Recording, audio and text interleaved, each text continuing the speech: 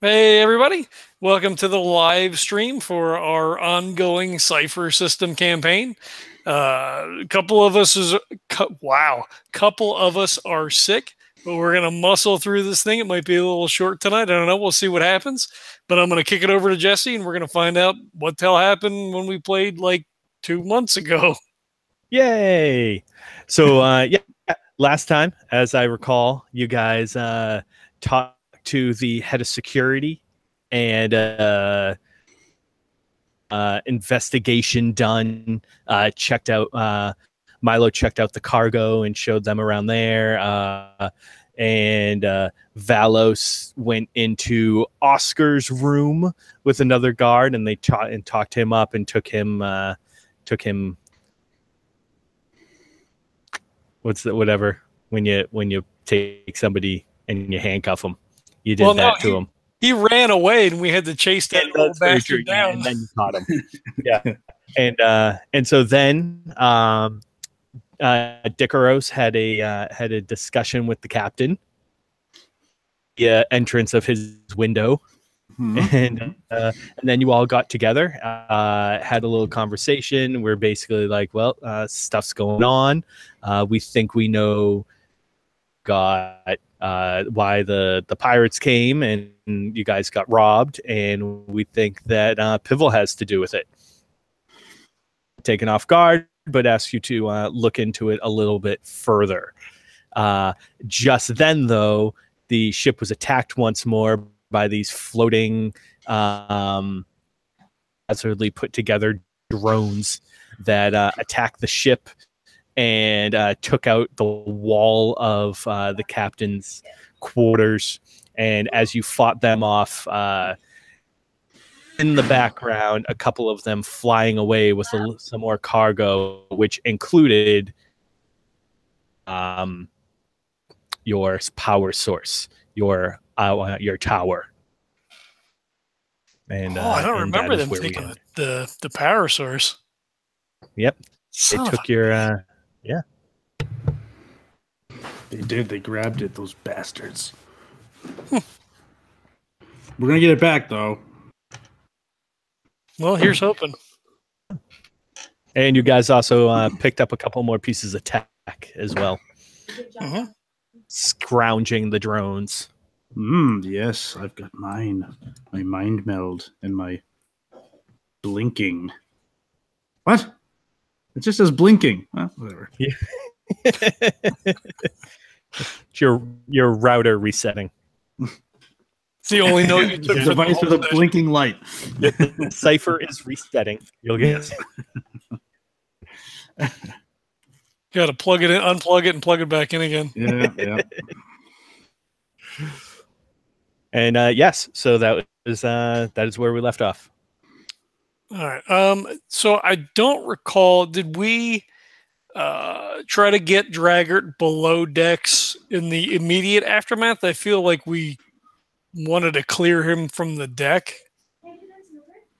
I know he was unconscious. Actually, yeah, I think you guys might have picked him up and dragged him in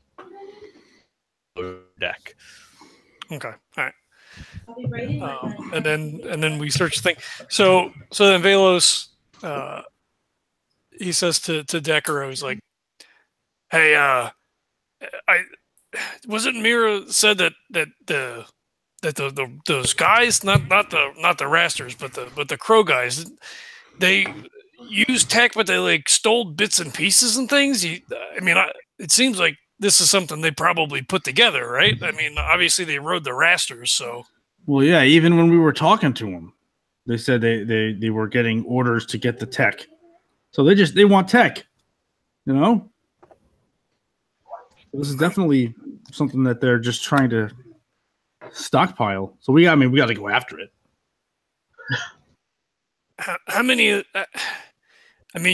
We saw the Rasters on the island. How many of those Crow guys do you think could possibly be there? I mean, it could be like a whole village, right? Could be. I don't think the three of us are going to take out a whole village.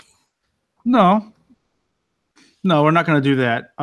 We're going to carefully and meticulously incur into the village if it does exist, and we're gonna just have to steal back our artifact. Steal it back. Man, as heavy as that thing is, they just those little things. Those little flying tech things. They just picked it up and flew off. Right? Yeah. I mean, it should be easy. It'll still have those things attached, and I think we have some. Don't we have some? We can use it. We can use our own. The Yeah, I mean, you crystals. slammed a bunch onto the pontoon, but there's still a few left. Yeah, yeah. I mean, we can still, like one of them makes it the thing float in midair. So I think we can do this. I didn't even think about that. I thought it just made them float in the water. I hadn't really considered it. Well, look, this is kind of a dire situation, because even if we can get it back, what do we do then? Is the boat even getting fixed? Are these engineers even making any headway? I mean, we just got attacked again. There's more damage now. I think the damage this time is more superficial. When Milo was in the hold, he had said that they had started to repair the hole down in the cargo area. It's not complete, and I don't know that we're seaworthy. Didn't they blow the shit out of the wheelhouse? No? Yeah, Draggert's bedroom is all tore up to shit. Yeah. Oh, okay. Maybe it wasn't. All right. Good. Well, if it can still be navigated, then we should be in good shape. I think we give them a little bit of time by going and scouting out to see if there's where they might have brought this thing. And that mountain is probably a good place to start. I would think so.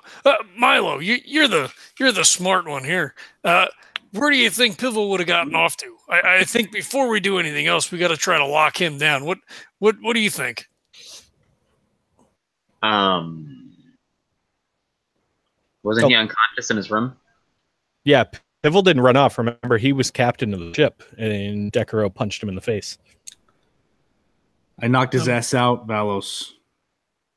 Oh, okay. I had a character. I'm a couple episodes behind. The last one I edited, he fucking ran away from me.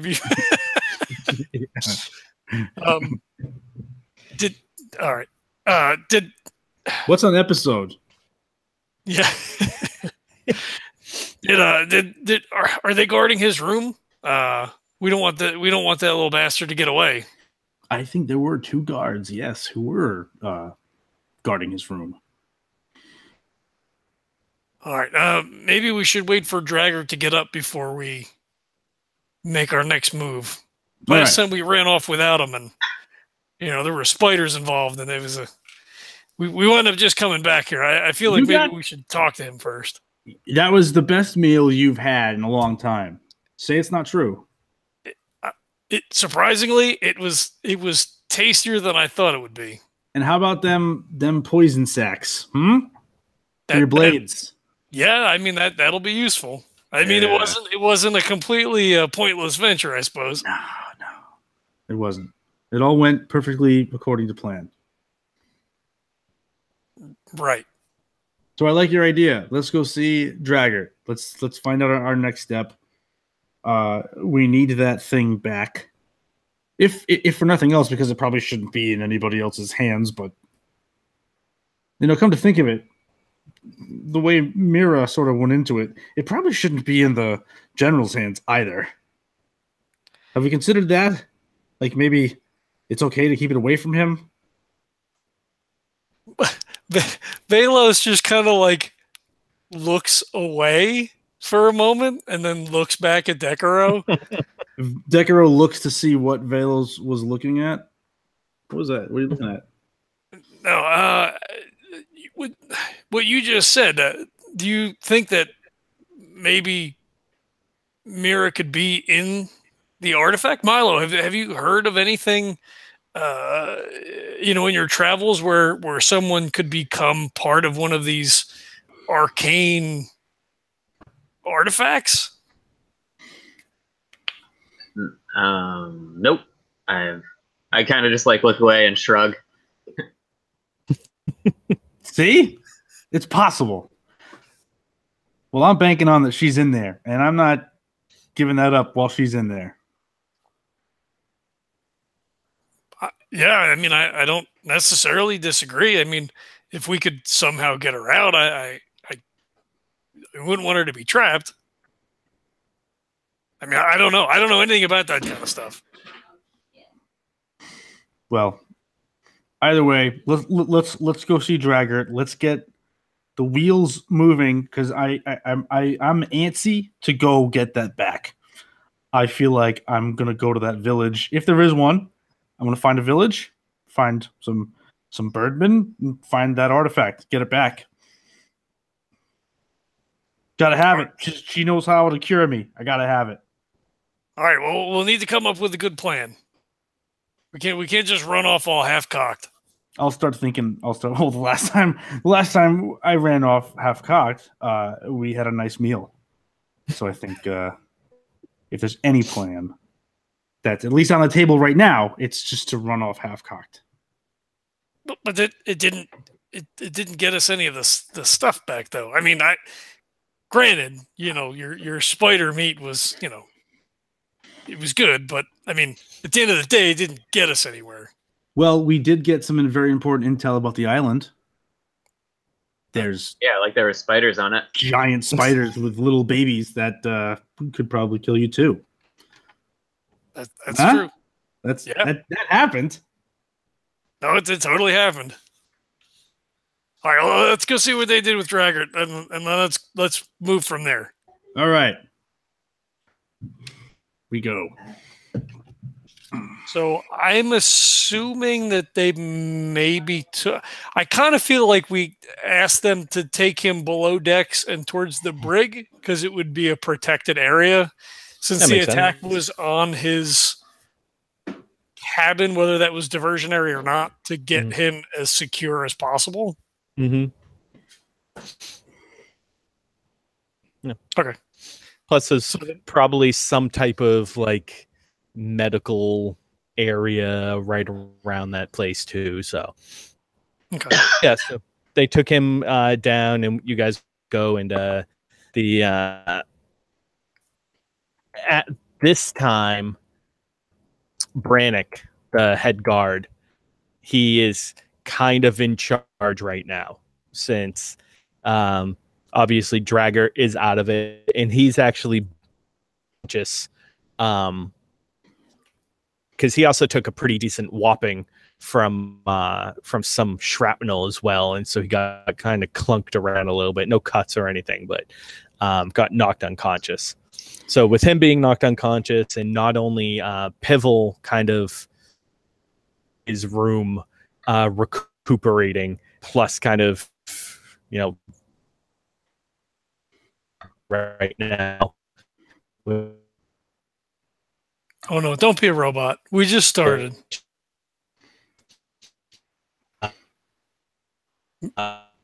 Nope.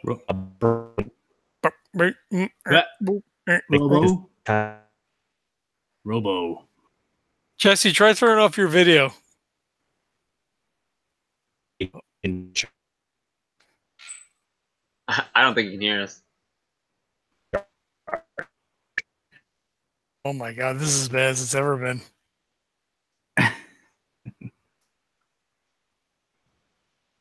Oh no. Oh no. Oh, he's completely frozen. Come on, man.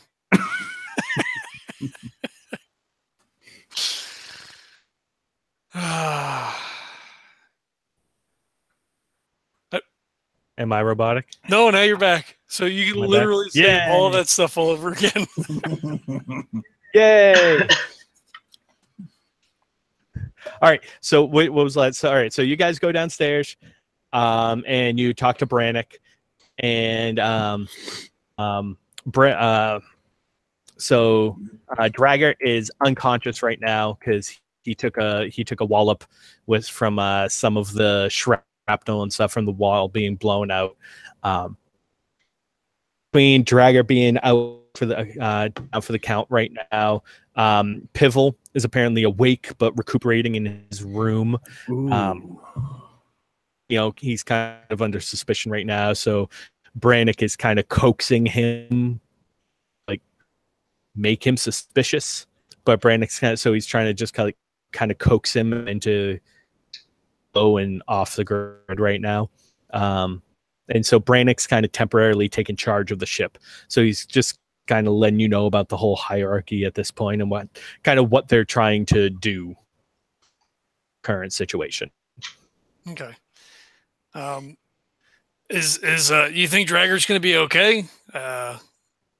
He was already the worst for wear when the attack happened. Yeah, I don't know. He's come in and out a couple of times, but for the most part, he's down. He's stable, at least the ship medic says. He's not bleeding, at least that we can tell. He looks healthy, at least. He's just who knows when he'll be back up and about.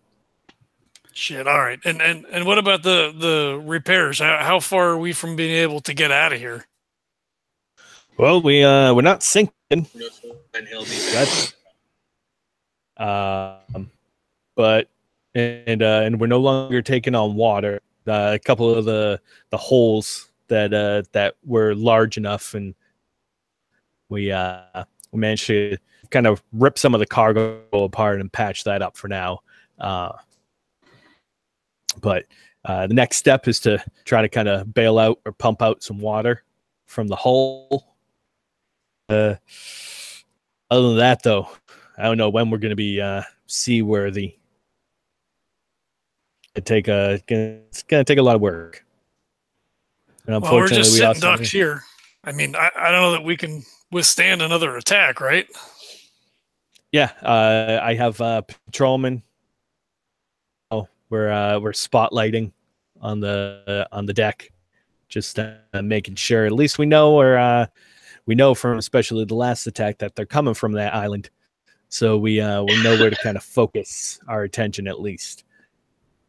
Yeah, at this point in time, it's just kind of sit and wait. Hopefully, we'll be able to make repairs enough, or who knows, maybe another ship will come along and message with them to send help. So unfortunately, right now we're kind of in the middle of nowhere. Decurro turns to Valos, doesn't say anything, turns back to this guy, Brannick, right? Yep. Looks back at Valos. Where's Pivel? He's his quarters. His quarters? Yeah. Decurro starts walking towards Pivel's quarters. Oh, where are you going? I'm going to Pivel's quarters. That ain't sounding like a good idea. Yeah, he just looks at Brannick. I ain't stopping him. All right then. Maybe that's not. Hey, before we wait 1 second. I don't know if we told you before, but when we were out on the island, we saw what looked like an airy. Maybe some of the rasters were off, towards the mountain a little bit. So we don't know if there's, presumably a village or some sort of a staging area or something. We assume that the cargo is there. That may be our ultimate destination, maybe. Would make sense that they take it somewhere, and we saw at least a dozen or so of them, so it's probably a hell of a lot more up there. Yeah, I mean, I feel like we need to try to get that cargo back, but I don't know how many men you'd be able to spare. Well, unfortunately, we did lose. We've lost a handful in the last couple of attacks. Those buggers are pretty damn powerful. But I'll see what I can do. Maybe we can. I'll talk to the men. Maybe we can rearrange a couple of posts. See if they don't mind stretching out their duties. Maybe we can make something work. I can at least give you a couple of guys, maybe a few. I mean, if we can strike them there, maybe we could nip this in the bud. Yeah, give us a little breathing room. I agree, but the problem is that if I unload a whole heap of the guys over here to our cargo back and try to cut the head off the stake, so to speak. Who's to say that the kicking the tail while the head's swung back over here and takes a nice big chunk out of us? Yeah, no, I know. I don't disagree. We're in a pretty bad situation. Yeah, I think at this point in time, we're kind of in the sit and wait kind of position. Like I said, I might be able to. I'll have to do it volunteer. Of course, I can't ship, but if anybody want to volunteer and go up with you, then I'll let them. All right, good to know. Let's go beat the shit out of Pivel. I mean, go talk to Pivel. When Valos comes out into the hall, Decurro says, "We're only gonna need Pivel. That's it. We're only gonna need him. Let's go. We're gonna go talk to Pivel. Come on." Need Milo, him? Like, come on. you mean take him or? Yeah, no, he's gonna tell us exactly what we need to know. All right, fair enough. He'll give us all the information that we need. I believe in you. I believe in me too. And Like, off we go to Pivel's quarters. Okay. Yeah, so you guys obviously already know where that is. So yeah, when you kind of walk up and down to the other end of the ship, he is you see the there's two guards outside of his room necessarily guarding. They actually have like a couple of chairs pulled over and they're playing cards. Hey, can I borrow that chair? Hey, weren't you supposed to be in your room? No, I'm supposed to be in this room. I don't think so. Yeah, we're gonna interrogate him now. No? Yeah, it's coming from Brandon. No, I don't think so. Unless you got some kind of paperwork going on with that. I'm gonna have to say no, and for you to kind of turn around and head the other way. No, there's no paperwork, but we're just gonna go in there and interrogate him about all the people that have died in these raster attacks. I'm pretty sure. Yeah. At that point, That now lost both of them some kind of your good friends, close friends.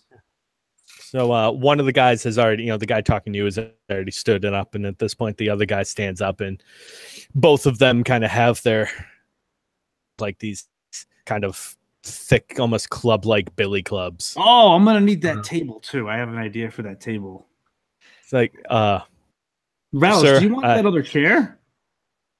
I so don't. I'm gonna insist that you turn It's around. fine. It's cool. It's cool. We got it. Just grab that chair, and then Valos, I'll grab the table, and then Milo, just pick that other chair up, and we're gonna head in. So I put a hand on your shoulder, and I look at the other two, and I kind of shake my head a little bit, and I'm like, look, Draggert's unconscious. We just came from speaking with Brannick. Brannick told us to come down. Decurro's been cleared from his confinement. Yep. If you want to send up your buddy to confirm the orders, we'll wait here, but we're not going anywhere. We're under orders to come and discuss the situation with Pivel. Oh no, yeah, we're going somewhere. We're going in. Yeah, not sure how dumb you think I am, but if I'm going to send one of my friends so that I can stand here alone with the three of you in the attitude that you're having right now, I don't think so. You can both go then. Like I said, why don't you go ahead, turn around, head back. If you want to go get some paperwork from Brannick, that's fine. Anywhere. He looks at Milo because he's thinking in his head that he would go and get the paperwork himself, but he can't leave Decurro here. So he looks to Milo and then he looks back to Decurro and he's like, why don't you go up and tell Brannick that we need his seal of approval? That way these guys don't get into trouble and, you know, we don't have to do anything.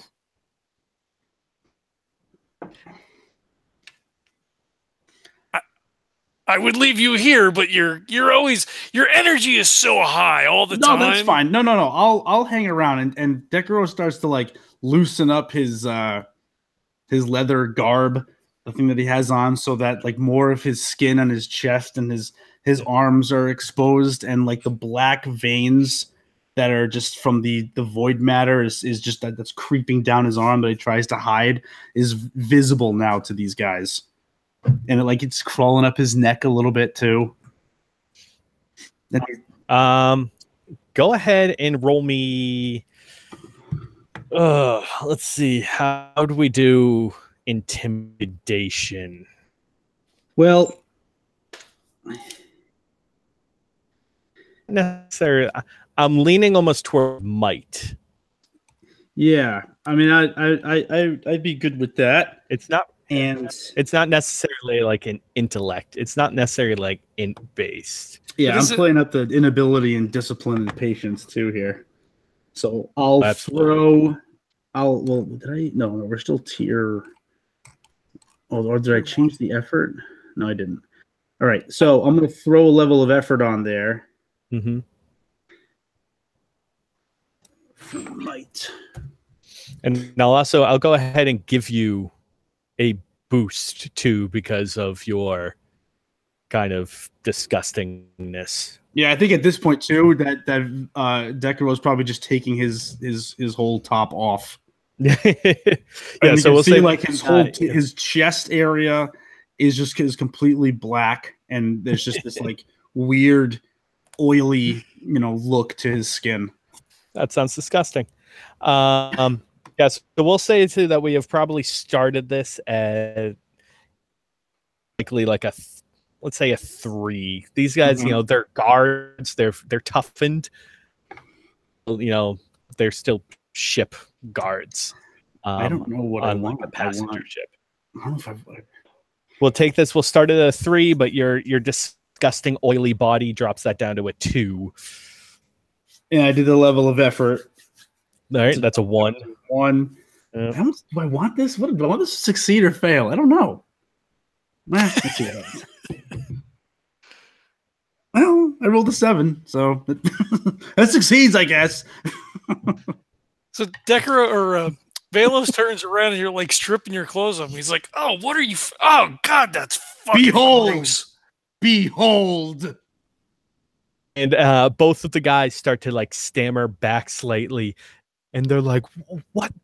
Run! Fuck are you? Run to your Brannick, and confirm what you already know." All right. The first guard that you were talking to, like, bolts past you.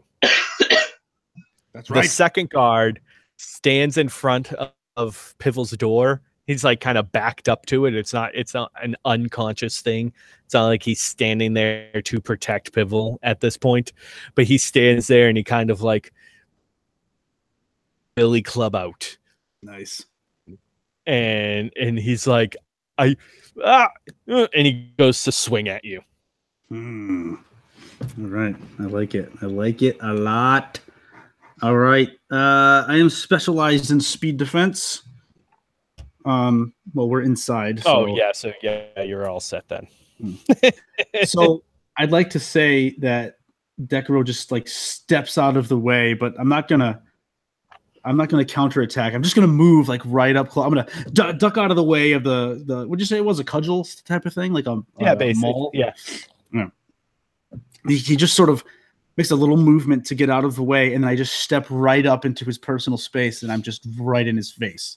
I'm just saying, you should follow your friend. Don't hurt him. Don't hurt him. All right. He'll at that point try to kind of take your legs out from under you. Trying to like subdue you almost. So that, I will need a might check in order to test the force. Okay. All right. Am I doing any kind of? Oh, okay. So you know, I see what you've done. You've done a might defense roll, haven't you? All right. Yes. Okay. I'm going to add a level of effort. Okay. So That'll bring you down. It's starting off at a 2, so that'll bring you down to a 1. Down to a 1. Oh, that's a natty 20. Oh, and all right. Go ahead. What do you want to happen? He goes to swing, and I stretch my foot out because he's going low. You said he's trying to sweep my legs. Yeah. I stretch my foot out and I stop before he gets the forward momentum with the cudgel. I stop the thing with my foot and I slam it down onto the ground so that he's sort of bent over. And then I take my hand and I just kind of put it right up on his cheek gently. And I'll whisper softly into his ear. I've run out of patience. This is your last chance. And that's how I'll leave it with him. Nice. And I'm just stroking his cheek ever so gently. And the black veiny things are like kind of just crawling around underneath my skin. Oh. Yeah, so at this point he will feel the coldness of your skin and the odd moistness and the odd moistness. Yes. Yeah. And you'll make eye contact very briefly with him as he looks up. Oh, he sees his deepest fears and his darkest regrets. And you see like his eyes like water, and he just stands up, dropping the club to the ground, stands upright, and just stammers for a moment, thing off. Decurro stands there just for a second, just wallowing in his glory, and just turns around and goes, Valos, did you see that? Well, that could have went better, I suppose. Holy shit. Oh, man. Here, do you want that cudgel thing? No, I don't. No, you don't need that. We don't want that. I kicks it to the side. Like he steps in. I stepped in a little bit closer because I've never seen. Like, yeah, I think we saw maybe like a little bit on your neck. So he's like, what's happening to you? I'm going to be honest. That was just sort of like on a whim. I'm like, you know what? These guys are not they're not really listening to me. So I'm just going to show them why. And I didn't expect, I mean, look at this. Look at this stuff. I can actually pull some of it. It's gross. It is gross. Yeah, but like, this is what I was hoping Mira would help me with. I was just trying to channel what she would do. But now I'm wondering, should I ever put my shirt back on?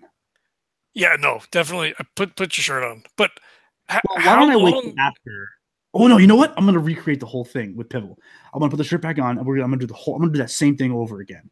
Trial run went great. We're going inside. I'm gonna add some tools though to make him think like I'm gonna start peeling some of his parts off. How long has this? And he just kind of like waves his hands in front of Decurro. How long has this been going on? It started when I touched the artifact, and there's this weird connection that I had to it. It's something went into me, you know what I mean? Like it wasn't, it's not natural. Obviously, that's what I was kind of hoping Mira would be able to help me with, but now she's gone. She's in the artifact. We have to get the artifact back. Pivel is obviously responsible for all of this. So we're going to make him sing. We're going to make him sing to us a song of remembrance of Mira and a song of how we get that artifact back. All right.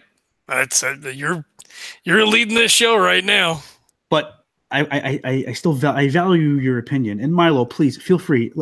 If I redid this whole thing in there with him, with you guys behind me, or you guys with me, we're all together, we're a team. He's going to react similarly, correct? Yes. I assume so. Okay, well, all right. Oh, you know what? I'm going to freak him out even more. I'm going to use this mind meld thing on him, and I'm going to speak to him telepathically inside of his mind. He's going to freak. Let's do this. Is that something that you can do? Oh, it's a Cypher. Oh, I'm sorry. It's wait, no, is that I'm sorry, Jesse. Is it tech or Cypher? Like, what did I just say? It's tech. Is that the reference in the world? Yeah, basically. Yeah, I mean, no, it's this. I've tech. kind of thrown like tech, archaeotech, and ciphers in a interchangeable. I like archaeotech. No, Valos, I can't do that yet. I feel like I have the potential to. It's archaeotech, and there's like this little, it's this rock that looks like it's made up of sand. It's like, I'm just going to take this rock and I'm going to crush it, and I'm going to be able to speak inside of his mind for a little bit, and read his thoughts, which I think is something that's probably more important. But yeah, exactly. Threats upon his sanity will go a long way, I think. Yeah, I'm for it. He's a little prick. And Decurro has a look about him that's like he seems a little bewildered, and he's sort of surprised at his newfound, well, not confidence, but the fact that what he just did just worked when it probably shouldn't have. But he didn't expect also to look the way he did. You can tell. All right, I'm just going to put it back on, though. I'm going to recreate the whole unveiling inside. All right. Well, I'll grab this chair because I feel like Milo. Are you feeling okay? You're a little under the weather. You don't seem like yourself today. Did you maybe catch a little cold while we were on the island, starting to catch up with you? I think I inhaled some seawater. Not feeling good. Oh, all right. Well, if you want to sit, we're gonna let Decurro do his thing, I guess. Valos, do you have an extra one of your nose masks you can give him? He reaches into his pocket and he pulls out like a couple of ripped strips of cloth, and he's like, "You can have that if you want it." It's important to put those up there. It just blocks out all the negative energy that's floating around. Just shove it up one of your nostrils. Just one. Only one. Only one. Choose wisely. And then Decurro fucking kicks the door open. Nice. All right, we good? I will make a roll. All right. I will make a roll if you want me to destroy the door. No, I like it. Pretty sure you guys have already busted his. Like, it doesn't have a lock anymore anyway. You guys busted the door last time. Hey, Pivel!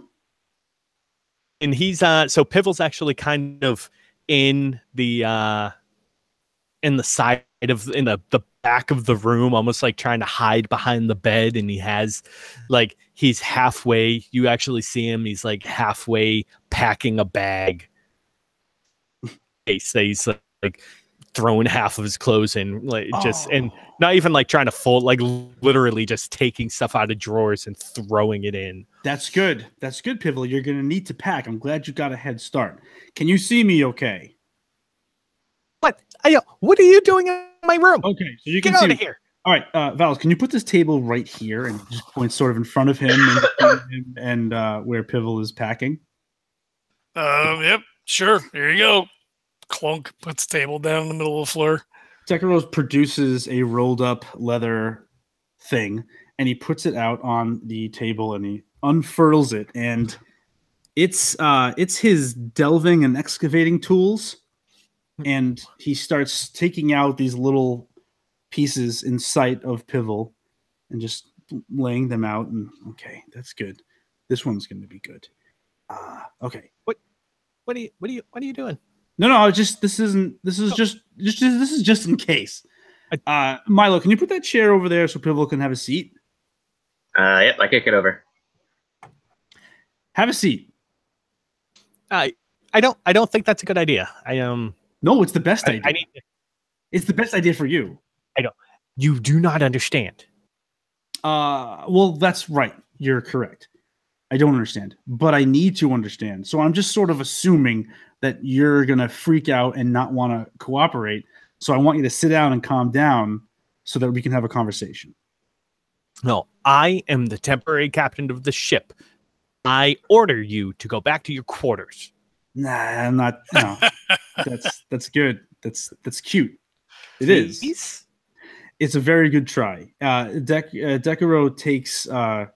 He just unstraps the harpoon crossbow and puts it on the table next to the delving and apparatuses. And okay. And he raises his right in the chair.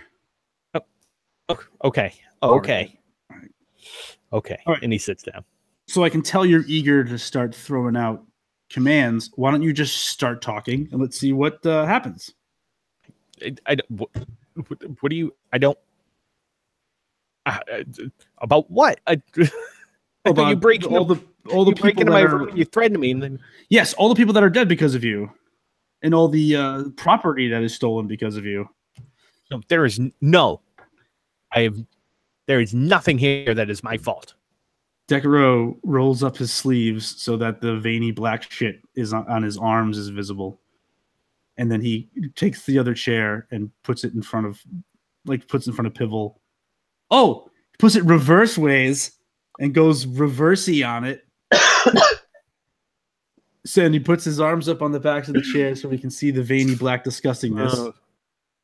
All right. So who were the birdmen? I don't know. Before you like stammer like of some sort. You know the birdmen. I mean, yes. I mean, I saw them. I was on deck when they attacked. Yeah, but like you know the birdmen. I do not know them. Pivel. I don't know what you're getting at, but I do not know them. Decurro starts unbuttoning his shirt. Pivel. Oh, this is not going to be good for you.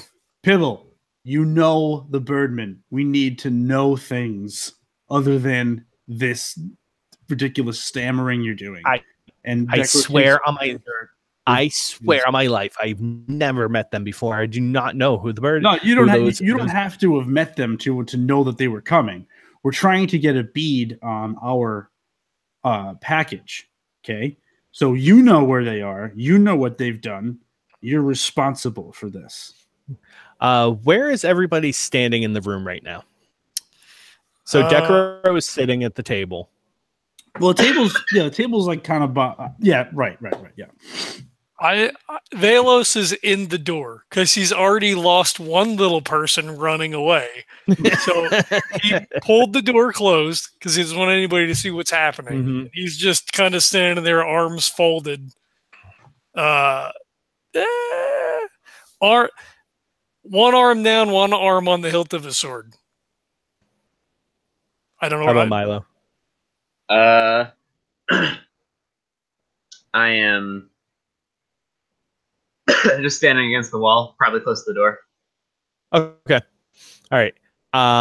In that case, Milo, why don't you go ahead and give me an intellect check? This is like perception. Oh, nat 20. Oof. Nice. Beautiful. Okay. So I will, how about this? I will explain what is going on, and then you can tell me major effect that also occurs. Okay.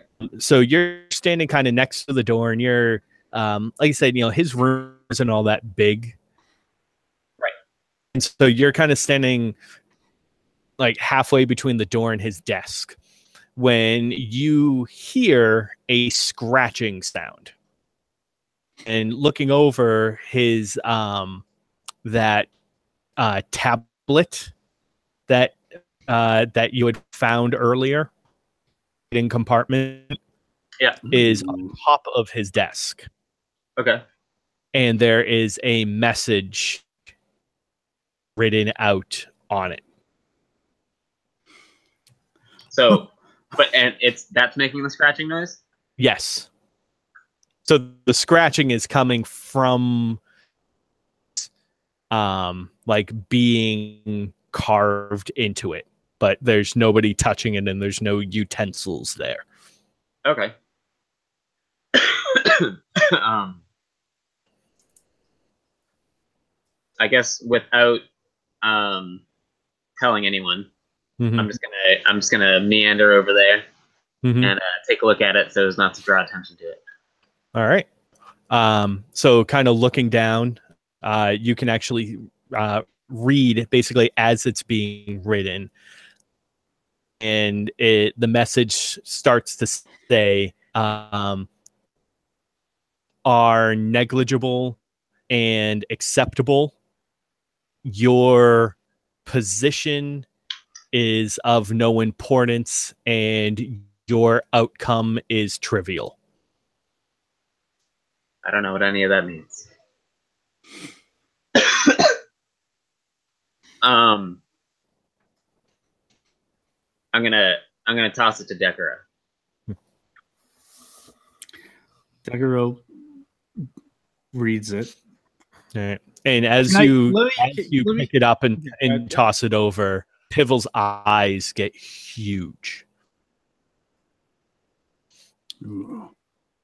The gist of strange writing codes. All right. So this doesn't I mean, obviously I can sort of assume what this is supposed to be for Pivel, but I've got this thing called Decipher. I can spend an endpoint, make a difficulty 3 roll to get the gist of strange writing or codes. I know that it's kind of straightforward, but we don't really understand what it's referring to. Could I do this roll to sort of get the gist of it? Sure, Like to why see not? what it's okay. Yeah, I like it. Just to get a little more information. So I'm going to spend an int, but I'm also going to do. Oh, I don't think I can do that. No. That's right. I have to spend an int, and it has to be against a level 3. All right. I'm going to use the same natty 20 die.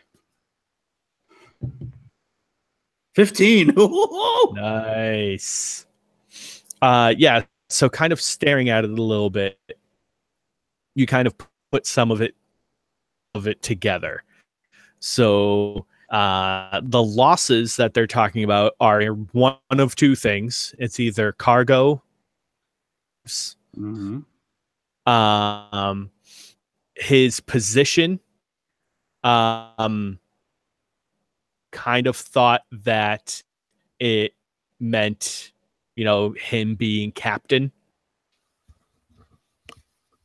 However, putting it in with the second, or rather third part of the message,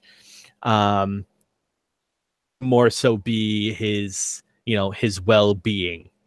And it's looking like they kind of don't care. So it's one of those, like, we got what we need, whatever happens to you. Okay. So I read this and I see his eyes are wide.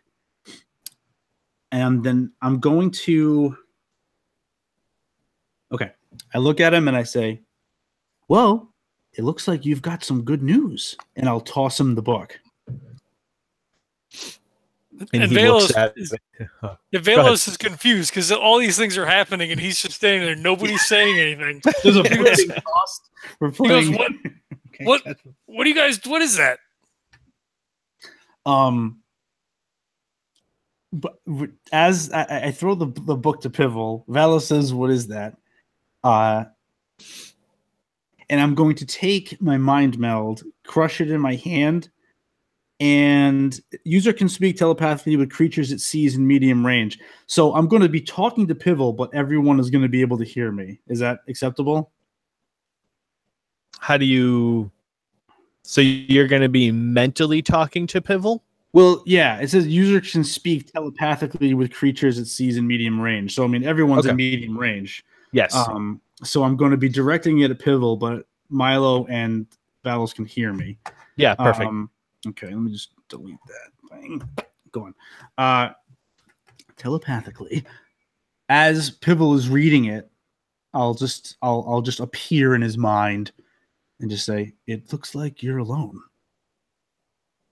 It looks like we're your only friends now. So I guess where it goes from here is completely up to you. And Decurro's shirt is completely off at this point. When Decurro starts, like Valos like visibly becomes uncomfortable and kind of like starts a little bit. I mean, he knew he had the thing, but he's kind of off a little bit because he didn't know what the pad was, and there's things happening, and he's kind of waiting for Pivel to run, and then Decurro's in his head, which is completely not where he wants him to be. You still don't know what the pad says, so it makes even less sense now. Oh, poor Valos. He regains his composure after a second or two. Like he's like, okay, that's the tech thing. All right, I'm okay. But yeah. No, and so Pivel kind of slumps in his chair. He's holding the pad up. He's holding the stone, and he slumps in his chair and kind of lays that down onto the table, and then slowly kind of head until his forehead is just against the. It's over, Pivel.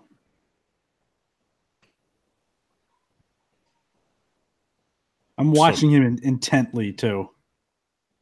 And he doesn't even lift his head up. He just kind of like barely shoulders and arches his back. Like, what now? Are you crying? Sit up. Sit up. Sit up. Kind of picks his head up, and he has like tears like streaming down his face now. Okay. So Decurro gets up and he walks around and he moves the chair and he puts it right next to Pivel, and he sits right next to him without a shirt, with all the blackness and the weird void matter that's covering the majority of his torso. And I put my arm around him. I'm assuming either he notices it or he doesn't because of his grief. He's way too in for that, right? So I put my arm around him and I take my hand and I put it on top of his hand, which is holding the book, and I say, "You were used, Pivel. You were used bad. But you can still make it right. You just have to talk to us about how we make this right." I didn't think they'd actually do anything. I just wanted to be free. When you're calmed down, I'm going to talk to you about what you just said and how little sense it made. But I want you to continue with this whole you being free thing. Please. They just said that they needed some stuff. So I figured they'd just to give my heads up. That's all. And so and they were gonna give me enough gold that I could buy my own ship. And, okay, who are they?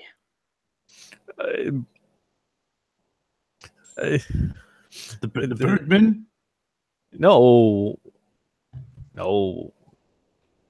It's the Northern Army. What? Valos goes ramrod straight. He takes it like 2 steps forward. He snatches the pad out of his hand, and he's like, "What did you say?" Oh, now you got Valos all upset. Some constituents from Morin's army, they came down, and they just said that they were interested in some stuff. And so I gave them a list. They gave me a list of what they wanted, and I'd said that I could do, and they said that if I did, then they'd set me up. Decurro turns to Milo and says, "Milo, can you refresh my memory on who we were delivering this thing to? Was it the Northern Army or the Southern Army? Or Valos, maybe you know. It was who was getting this? The power source was going to Morin.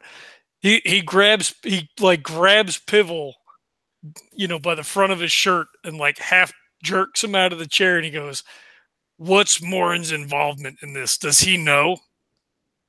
I don't know. I mean, I don't know. Oh, Pivel, I didn't talk to him.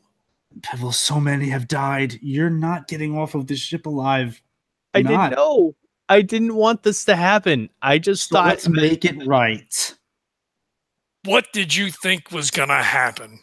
I just thought that they'd sneak onto the ship and they'd steal some stuff. That's all. I didn't think that they'd. He drops him into the chair and he says, "You're a simpleton." You are. You are, Pivel. I think you know it too, right? Are we right? Are you a simpleton? I'm a simpleton. That's okay. You know what? It's okay to be a simpleton. Okay, we all get taken advantage of from time to time, but now you have an opportunity to give us some good information to help us get to the next step, which is getting back our property. So let's just take a step back. Let's just take a step back, Pivel. Okay, and Decurro will move sort of away from him. Okay, you've got your book. That's good. Let's take a step back and let's start. Let's just start at where they took everything. Do you know that? I don't. I just know that they took it, and I didn't know that they'd get other people involved. I didn't know that these bird people would be attacking the ship, or that they, that any of this would happen. I just thought that they'd maybe just send a pirate ship or something to and take some stuff. But I don't know. Right. They didn't tell me when or where. You're doing a list. You're doing real good. You're doing great. But we need more. More now. More things.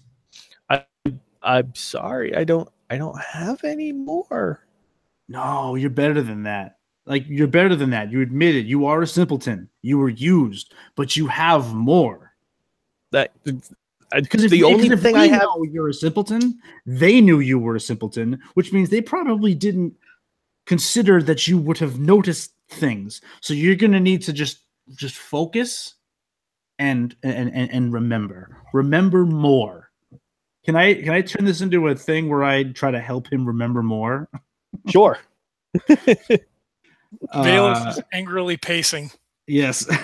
We've got an angry. This is, yeah. We've like gone the from like, 3 feet, right? Like good cop, bad cop, and then we've switched roles all of a sudden. Like, all right, I'll do like an intellect check or something, whatever you think. Yeah, sounds good. We'll go base 3. Okay, all right. I am going to spend a level of effort, so I lower that down to that. So I'll lower it down to a 2. Let's just beat a 6. Come on, baby. 17. 17. Nice. So I well, my shirt's off. He's probably still hasn't noticed it yet anyway. So Pivel, we need more. Come on, man. You do know. You probably think you don't, but they didn't care what you saw. So just close your eyes and relax and just try to what happened. More. They met me at my house. And they made me the offer, and the only thing they said that they were heading back up to the Highlands, but we had left, and they were still there, but the Rasters they left have carried it that far. No. And so they have to get, I mean, if they were heading back to the Highlands, I'm assuming that they have their own ship.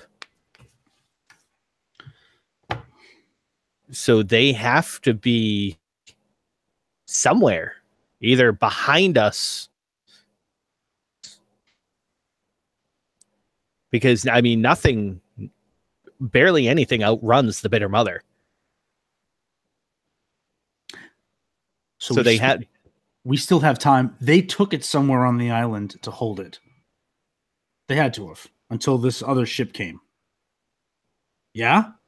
That makes sense. All right. All right, Pivel. You did good. You did good. Do you have any idea on this island where it is? Where they keep it, where they would have brought it? I know you got it in you, and Decurro takes his cheeks, squeezes his little Pivel cheeks. I know you got it. I know. Okay. You're doing great. You're going to get out of this okay. We've sailed this chain a few times. That's good. No, keep going. Yes, you've seen this island before. You've been around here before. You know there is something. There's something in there. I know there is. I have heard, because there's not a lot of places where you can dock in calm waters on this chain. But I think there might be a bay inside of that island. Hot damn. I think I can't be sure. We've never used it before. But maybe. Well, I think that's a start. Okay. Valos, what are you thinking? Valos is still pacing. He's only like half paying attention. So when you call his name, he spins around, rips a dagger out, fucking slams it into the table next to Pivel's hand. He throws the fucking slate down and he says, "You write right now and ask, what can Morin do for me? Or what did Morin say?" What about what? About you, about your place, about your condition, about your complicity. But that's what I asked them. I told them I needed to get off the ship. And specifically, we'll clear this up right now. Valos, look at the book. Look at the book, Valos. You haven't seen the book yet. I'm sorry. It's my fault. I just put the book on the table. So you see that he's just a dead man now. I understand, but okay. I want him to write specifically to ask what Morin said. And we know whether or not he knows. That went right over my head. I'm sorry. And he sits back down. Decurro sits back down next to Pivel. Go ahead. Right. This is good. This is gonna help you. Oh. Okay. All right. So he kind of takes, there's like a small like prism. Wait. I grabbed the prism. Wait. Valos. We don't want Morin to know that we are here, right? How is he gonna know? Well, Pivel needs to phrase things a certain way. So you're upset, and you should be. I'm with you on why you're upset, but we need to just take a second before he responds to this, because what they basically wrote to him was, "We don't care about you. You're dead." So they're not going to tell him what you want to know. So how do we work around this?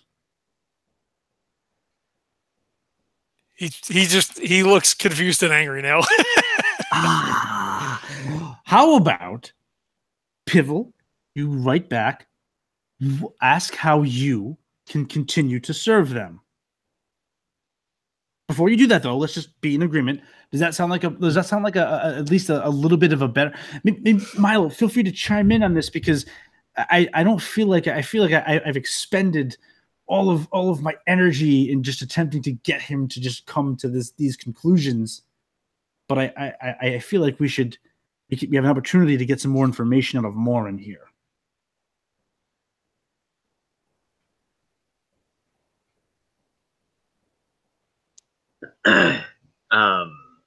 Huh?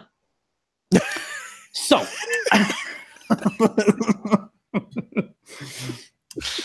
okay, so Valos, what did you say? Let's just go with what you said.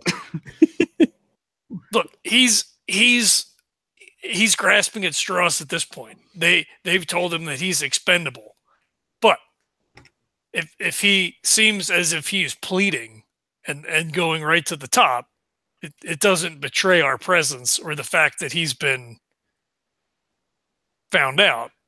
He's trying to barter his way off the ship, and they don't care. They know he's a sniveling fool. I'm on the same page now. Go ahead. You can do what Valos said, Pivel. Okay. All right. So he takes the prism and he kind of wipes it along the slate, and it clears the writing that's already been on there. Ooze the whole thing out. When he goes to write, like when he puts stylus to thing, he looks at him square in the eyes and he says, "If you write something that I haven't told you, I will kill you where you sit." He's going to do that. He will do it. I promise. So he takes the quill, and it's a wooden quill with this little like onyx stone kind of quill piercing it, and there's no ink or anything. So he takes it and it begins to write, and it's this really kind of curvy, fancy, very over the top font. You have beautiful handwriting, Pivel. Thank you. Oh, you should be proud. You should. It was part of my schooling. I mean, that's something to be proud of. You know, it's something to hold on to. When this is all over, something to hold on to is that you've got beautiful handwriting. It's actually a style that runs in my family. We have a very distinct way of capping our T's. And see, these are the things that you need to just hold on to in your mind right now as you help us help you. Mm-hmm. Valos just glares at Decurro. Like he knows what he's doing, but he's just not. Decurro just nods, like closes his eyes and nods at Val. You got me. So he's got it. Continue. Okay. And so he kind of writes for a couple of more sentences, and then you see him kind of give the period. Okay. Can we see what's being written or no? Yeah, if you're kind of like over his shoulder around there, you can see it. Oh yeah, I would be watching. All right. So he basically says that his life is in danger.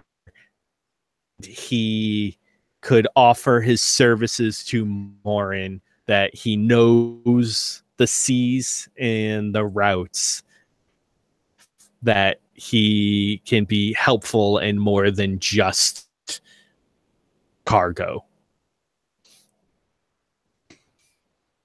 Ooh. That was nice what you added in. Thank you. And we wait for a response. No. So a few moments go by. It's like a cut scene of us like pacing and Valos like violently pacing back and forth. and his writing, and then you see being carved into the tablet, and it's a different font than it was last time. The one was it was kind of quick, but it was still a cursive, and it was very kind of proper almost. And this one is just 3 words, one on top of the other, and it's very much like almost like bathroom graffiti done with keys etched. And this one etches very deep into the tablet, and all it says is, "You will die."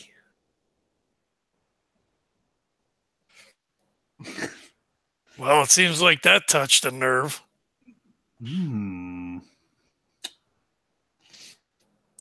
When I don't. No. He's talking about somebody else.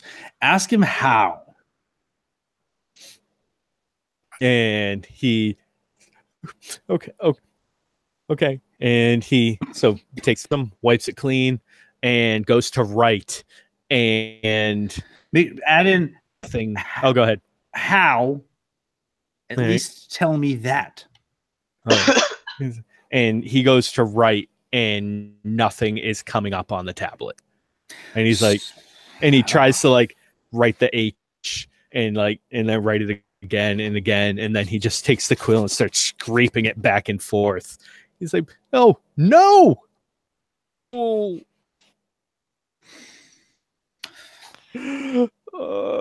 he just collapses onto the table.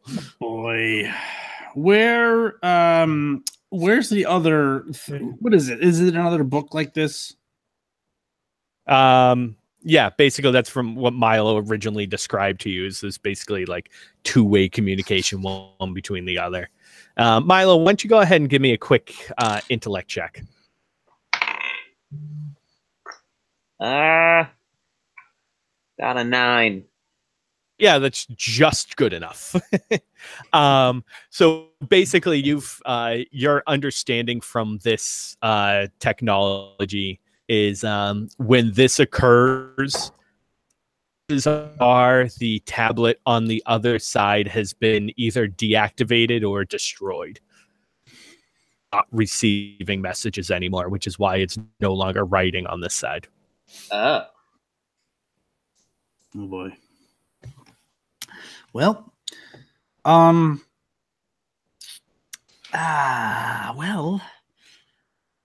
I feel like you're not safe here anymore. And I also feel like if you're not safe here anymore, that a lot of these people aren't safe here anymore.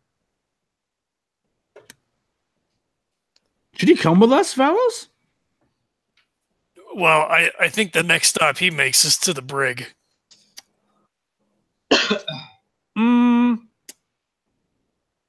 Should we, or can we assume that the ship's going to get attacked again? This time maybe with more firepower, especially if they've taken this thing to the bay on the north side of the island awaiting a ship that is coming. I assume so. I mean, the Northern Army is not unprepared. If he's right and they left after we did, then there should be a ship shortly behind us. I mean, we've already been stuck here for at least a day and a half. All right, we don't just let him die, though, right? We can't let everybody die. We know the ship's going to be destroyed now. That has to be what he means. He's responsible for the deaths of many innocent people on this ship for his own personal gain. He is. But as you said, he's a simpleton. Actions have consequences. They do. And I feel like his do we need more death? He looks at you. He looks at Pivel. So I'm not opposed to him dying.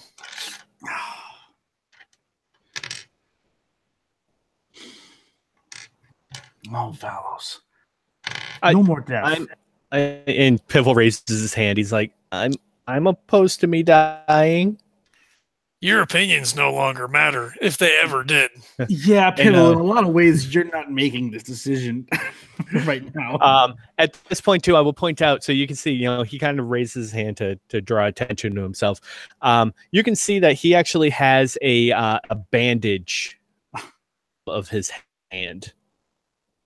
Decurro grabs his wrist. What is this? What? They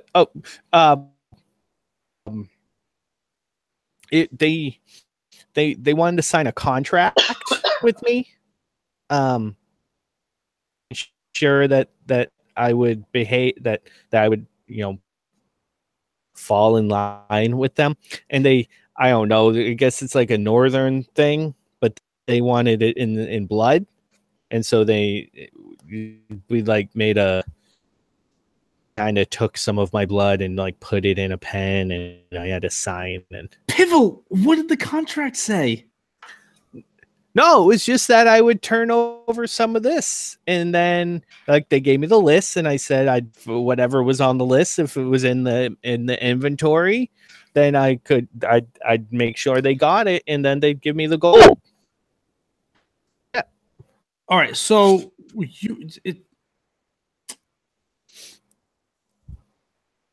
he says that, can I make a check? Is that actually some custom in the northern part of Highland where they would seal contracts in blood?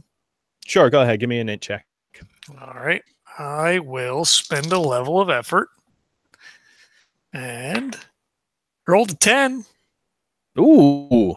That is not really, I mean, there might be some like north, like out of in the woods or in the tundra of tribes stuff. Some really ancient, ritualistic stuff, but that's not really something done on the regular. Okay. I just know if it was like an old school kind of thing where they, Pivel, did you get a copy? Did you get any sort of receipt? This is your life we're talking about here. Paperwork following me back on this. If somebody found that out, then I'd be done. Why would you sign it then? Oh, because I mean they're rich. But did they say what they were going to use any of this cargo for? I mean, we know I assumed I had heard the rumors just like I assumed everyone else had. I just figured they were going to use it to take back their land. And yeah, but if you have a contract after that signed with your blood, they have they act up in there. They have to honor it. So if you die, they don't have to honor it. Valos slams his fist down on the table and says, "It's not their land." Ooh. Okay, guy. You can still get paid. Everyone knows that a blood contract can't be destroyed. The only way that a blood contract gets voided is if you die. No. Valos rips out a dagger, fucking grabs Pivel by the back of the neck, and like he doesn't stab him, but he brings the dagger in real close, and he's like, "We can cancel this contract right now." But let's just hold on a second, because we seem to have a situation here where he has signed a blood contract.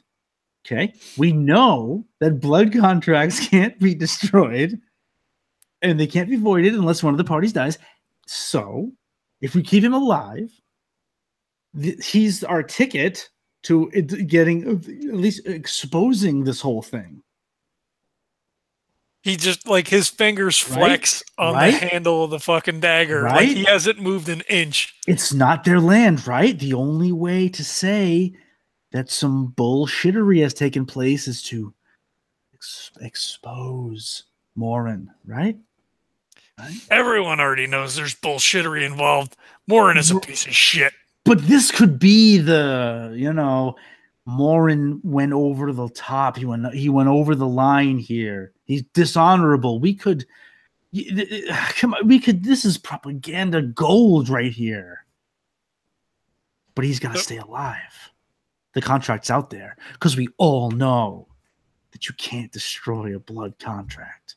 And the only way to void a blood contract is if one of the parties dies. So he looks at you and considers for a moment, and he lowers the dagger, he sheathes it, and he says, "Yes, this could be a way to expose more, and if other things don't work out, we should probably protect him as best we can." Can you imagine if the North found out of Morin's indiscretions? They know at the very least, it would. They could be complicit, but they still can't work around just on a national scale the fact that there was bullshittery going on.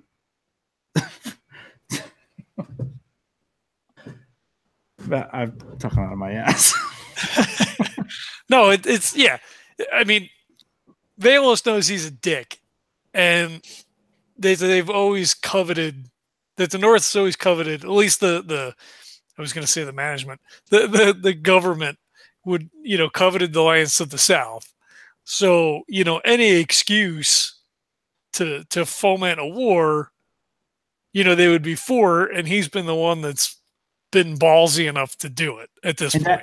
And as we all know and agree about the status and the state of blood contracts, we also agree that breaking a blood contract knowingly is beyond all honor, beyond all complicity. No one can recover from that.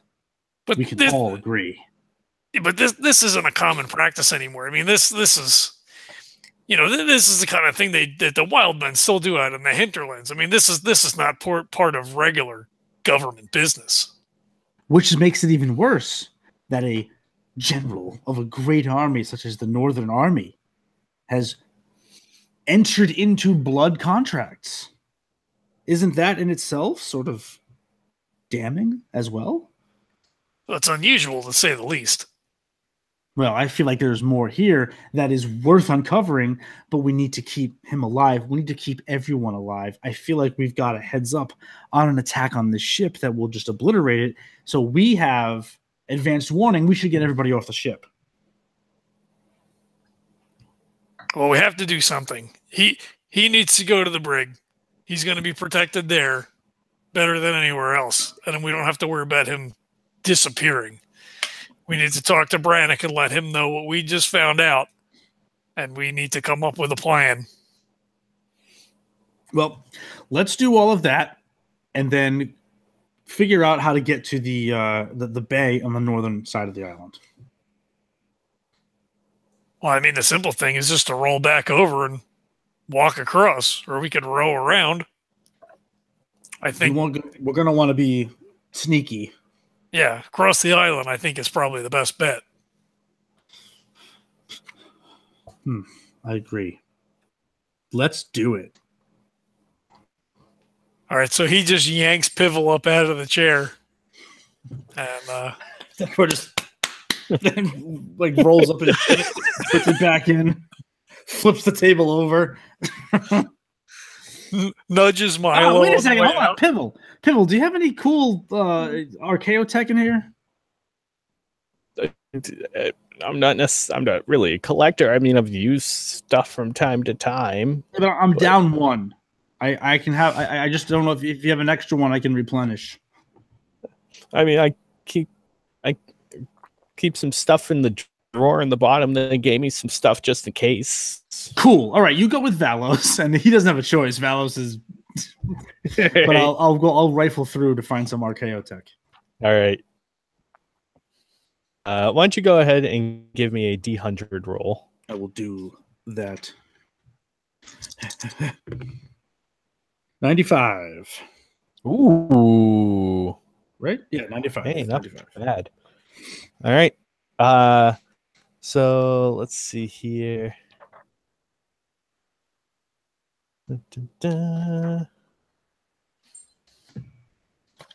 F comes before G. There you go. Really find like a little brooch. Ooh. And it has an emblem of like a shield diamond, like a tiny little diamond in the middle of it. Mm-hmm. And, Yes. This is a force shield projector. Oh. Okay. It creates a shimmering energy shield around the user for 1 hour, during which time he gains +3 armor. +4 to armor if the Cypher is level 5 or higher. I just like the word brooch. So- So brooch of force shield projector. Go ahead and give me a D6. Yeah, give me a D6 roll right now, and we can decide the level right now. 5. So that's a 5, 6. So that's actually an 8, a level 8, which means you get a +4. So I'm gonna say Wow. +4. And how long? 1 hour. I'm gonna do something stupid with that. That sounds about right. I've got 1 armor already from the void matter. So when I pound that off, yeah, I'm just gonna run into the middle of the Birdman and Masters with a 5 armor. That's a 5 soak. I'm in. Oh man, Valos! Oh, you're gone. All right, that's fine. I'll catch up. All right. So Valos took Pivel and is heading out. Yeah, he's got him. He's holding him. He's like a fucking baby in one of those carriers you have on the front. He's not going anywhere. Your baby All right, Building? Yeah, Is he small? Have I missed that? Is he a small man? he's like a gnome. Yeah, I he's think, right? he's a halfling. Or I'm halfling, an Yeah, idiot. Perfect. Yeah. I love it. Shit. That's Milo, what are you doing? Following Valos. Okay, very nice. All right. So you guys, so Valos and Milo head out of the room with Valos holding. You guys kind of open the door and head out. Why don't the two of you give me speed defense checks? You son of a bitch. Speed defense. I will tell you. Are we now- inside or outside? And is it daytime? It's very important. It is daytime, and you are inside. Okay, so I'm going to use. Not yet. Well, not You didn't not go. Decurro. Oh, I'm sorry. Shit. Just Milo and Valos. All right. Now I'm going to tell you, use whatever you can. You are going up against a difficulty 6 right now. Okay, well I rolled a 2, so I'm spending an XP on it. Any assets that you believe you have, I'd suggest you rattle your brains for them right now. Well, I'm specialized in speed defense. Okay, that brings you down to a 4. Very nice. And also, so maybe like careful movement and stealth, but he's just more or less like a bull in a china shop at this point. Like he's not happy. He's just stomped down the fucking hallway. This is also going to be. This will be a more so a akin to like a reflex check, like dodging something. Balance? I don't think it's really Necessarily playing right now. Yeah. I guess speed defense is it. I may have spent a level of effort. Yeah. Okay. All right, brings it down to 3. All right. And Milo. What am I trying to hit? What number? You're looking for a D. It's against a 6, so you will be trying to beat an 18. So if there's anything that you feel you have, either spending effort or any assets that you have, that down. I'll just I'll put a level of effort into it, I guess. Okay. But I don't think it matters. I rolled an 11, so I don't think that matters. Nope. Valos. So you're down to a 4 right now, right? Wait, can I spend the next beat to let him re-roll that? Well, maybe. I spent a level. I already spent an XP to reroll. I specialized in speed defense, took me down to a 4. I spent a level of effort, took me down to 3, which is a 9. I rolled a 17. Nice. Okay. And yeah, Decurro, John, if you want to spend an XP for that, then you can. I want to. Yeah, well, Milo, re-roll that shit. Okay. Cross your fingers. Nope. Rolled a 5. Good.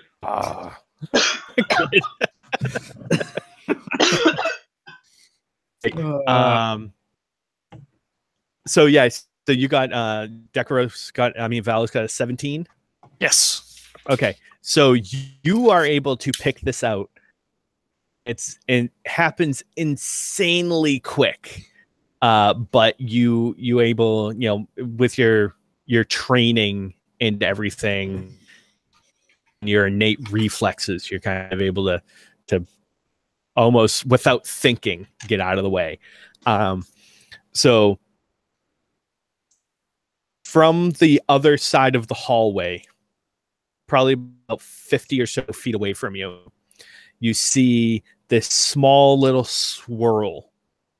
It almost looks like darkness, like black. Swirls into being probably about 6 or 8 inches wide. Happens almost in an instantaneous moment, and just as quickly, this black bolt comes flying through the hole, shooting straight towards you, and you are able to dodge out of the way, and flying past you, and just within a moment just stops right in front, but not before it kind of dissipates and just sprays at you, almost disintegrating. So Milo, you will actually take 8 points of damage. Ooh. And that will be might damage. Actually, like necrotic material. And Decurro. Yes? Oh. Valos, as you dodge out of the way, Pivel gets heavy. And you look over, and this arrow has just pierced through him. No! See this giant blackness just starting to spread throughout his entire body. Fucker. Fuck. So he gives him a shake, and then drops him and turns to Milo, because it happened at an instant, so he doesn't know what happened to Milo. He just heard like maybe a squelch or a splatter, or whatever the bolt did, and he turns to check on Milo because it looks like Pivel's out. All right. And you actually can see now, Milo, that this arrow, basically half of it has disintegrated. The front half has just completely fallen apart, though the back half, the quiver, bills and everything, has now like fallen to your feet. So was I pierced by it? No. So basically the arrow disintegrated, just spraying this necrotic material onto you. Oh. So you weren't actually touched by. You just see that, like, so Valos just yells, he's like, "Are you okay?" I guess so. He runs over and like I'm knocked wipes on the ground, and I'm probably dead. So. Well, so he runs over you and like wipes the shit off your face to see like if it's spreading. Oh my god, it's shit? The necrotic stuff. Necrotic shit? Yeah, actually, I guess so. Yeah, Awesome. It almost looks like wet ash. Wet ass? Yes. Sorry.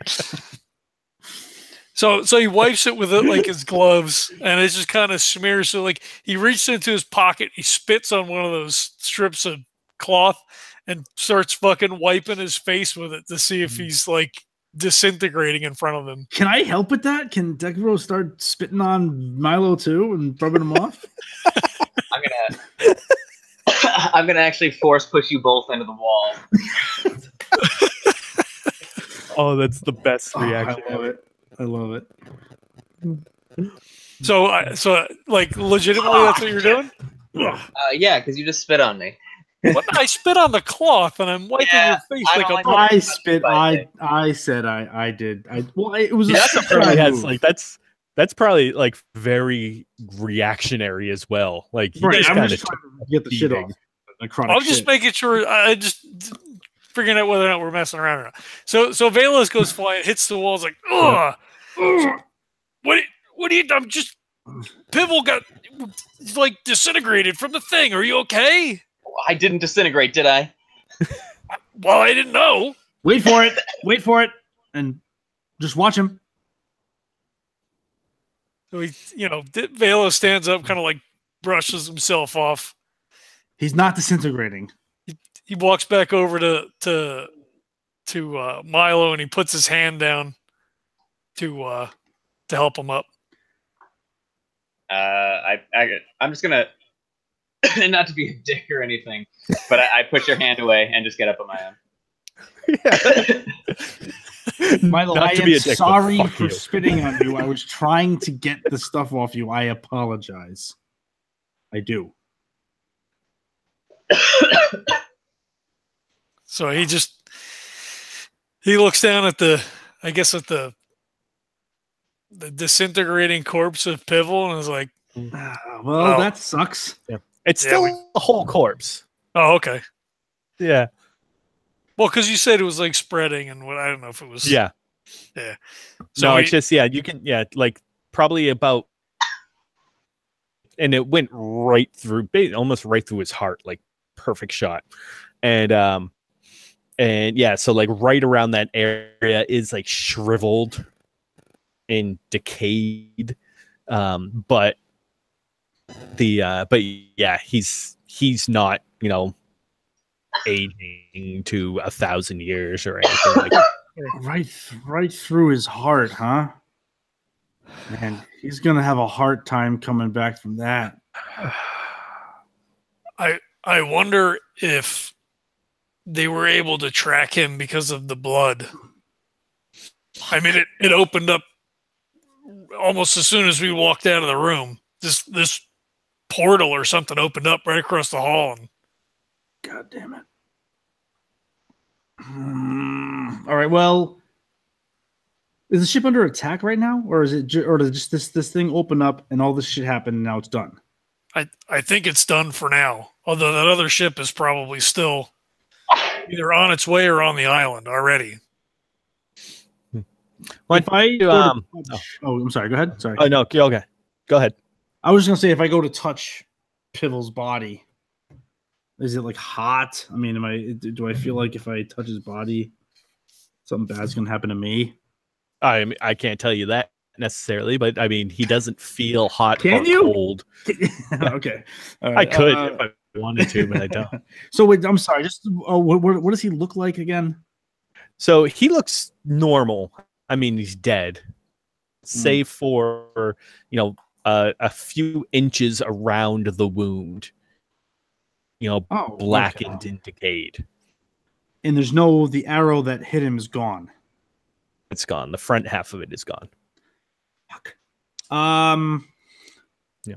Well, why don't you go ahead? Go ahead and give me an intellect check. Do that.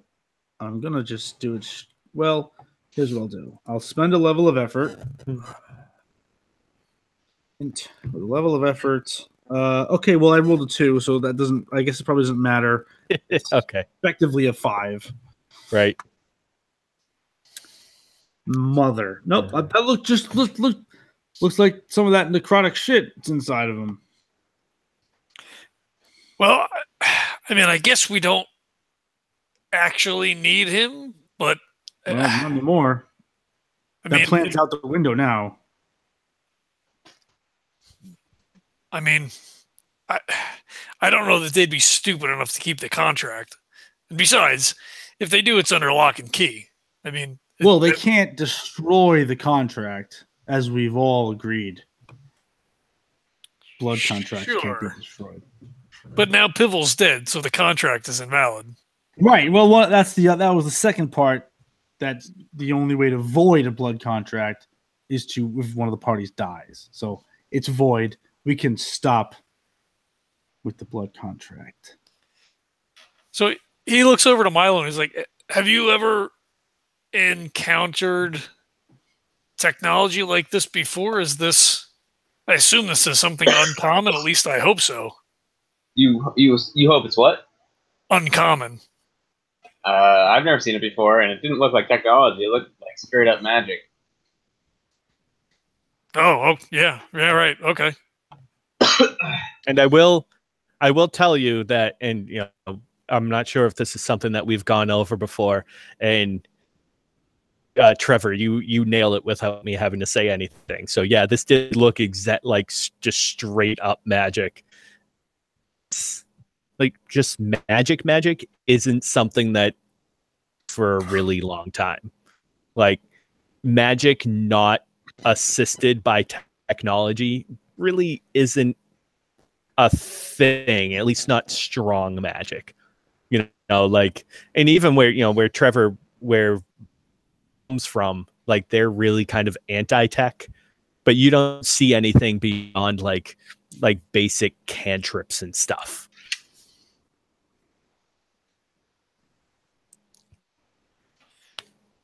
Well, that's a scary thought then. If I mean, when is the last time someone used like real magic?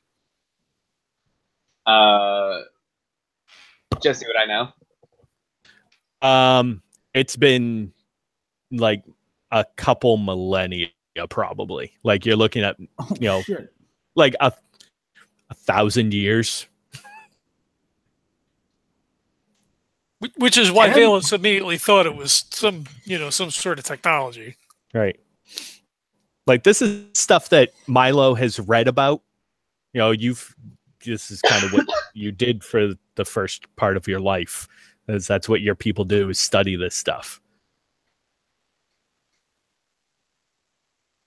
But yeah, it actually being used and used effectively hasn't happened in anybody's lifetime around here. This could be a problem. Well, if Morin and the Northern Army have access to this of magic, I mean, shit, I don't know what we're gonna do then. I don't want to see this kind of magic interacting with that power source. So what we're doing, we're going to see Brannick and let him know what's going on. Yes, he has to be informed. All right. We should do that. Valos will grab Pivel off. We're not going to leave him in the hallway. I'll grab his legs. Yeah, so we'll bring him with us down to where the brig is, so Brannick can see it, and they whatever they're going to do. I mean, burial at sea probably, but this is blood magic. We're dealing with blood. We're dealing with blood magic. It could be. Oh my god! Are you going to grab the whatever's left of the arrow and stuff too as evidence, or? Absolutely. Yeah. I thought if there was anything left of the arrow, yeah, I'm picking up that. All right. And so I will say that up and starts to look at it, and you actually notice something on the arrow. There's a smell to it.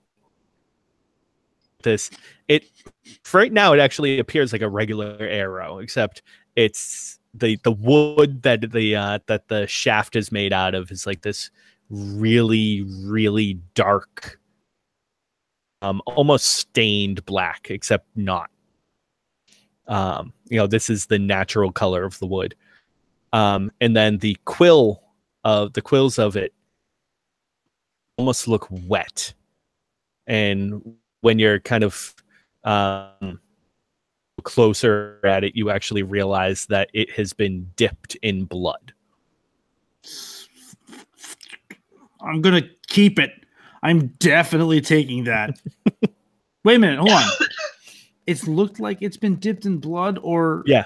would I be able to tell if it's like, because it just went through Pivel, didn't it? Mm-hmm. So this is a separate situation where this thing had blood on it before it hit him. I pocket the arrow. Okay. I wouldn't stick it in your pocket. Yeah, because the rest of the Okay. arrow is clean and dry. Oh, right.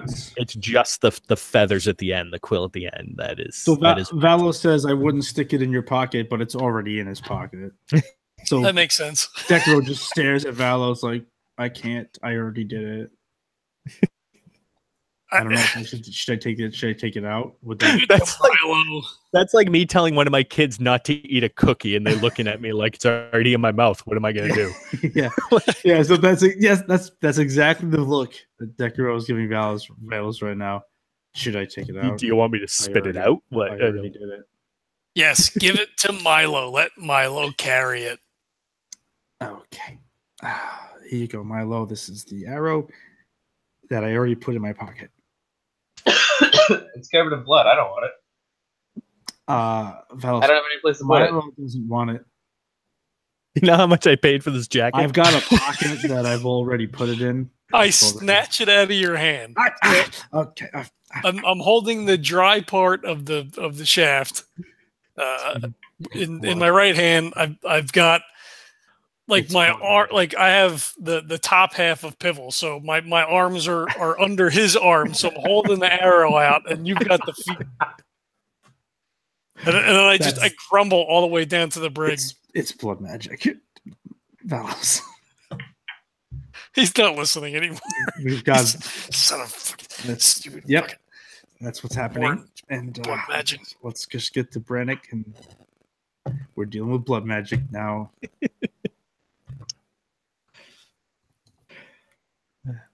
Yeah, so you head down to Brannick's, and he you guys kind of turn the corner, and he hears you enter, and he looks up, and he's like, usually it's customary. What the fuck? Just calm down for a minute. Calm down for a minute. It's not from us. Close the door. Close the door. What the hell did you do? We didn't do it. I'm gonna go down there to talk to him.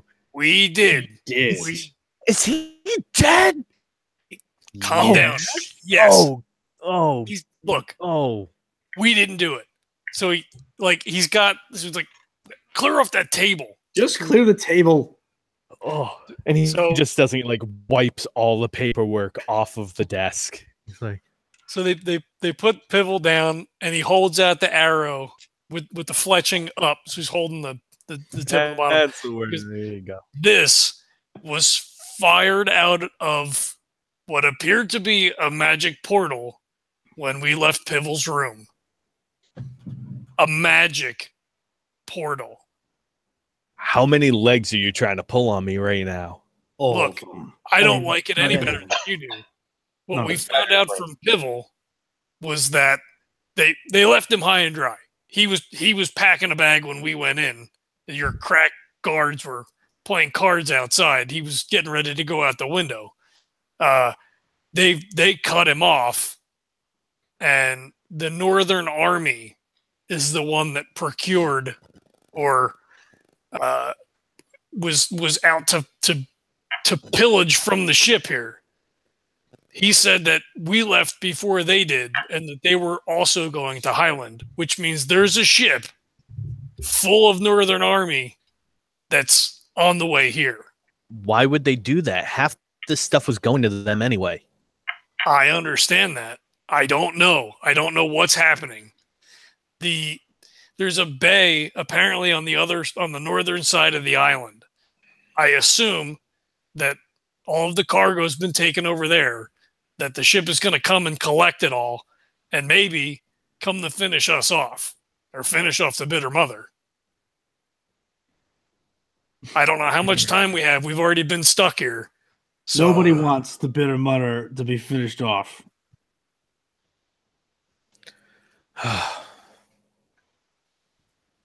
we need a plan, and we need one now. I mean, the three of us can go, but I don't think we could take on a whole ship, especially if they've got some sort of dark magic. Brannick. Well, Blood magic. what am I supposed to do with that? Process the reality of the situation we're now in. What's going on with Draggert, and we need to move. Everybody, where is the ship ready to go? Did the ship isn't ready to go? We need to get inland to where the bad guys are, or stay and die. I mean, I'm not staying and dying, but that's like your choice. About the We rest would of have the element of surprise. I mean, if they have to come off the ship to load the cargo, it could give us, a bit of an advantage. Get everyone inside the tree line. They might not even know the ship's empty. All right, getting everybody off the ship at least means if we're attacked again, we'll. I mean, if we leave the cargo, theoretically, they don't care about the people. I'm just talking about saving lives. I mean, exactly. You can deal with that however you want, Brannick. That's exactly what I'm saying. That if we just leave the ship cargo and we evacuate the people, then they can have it.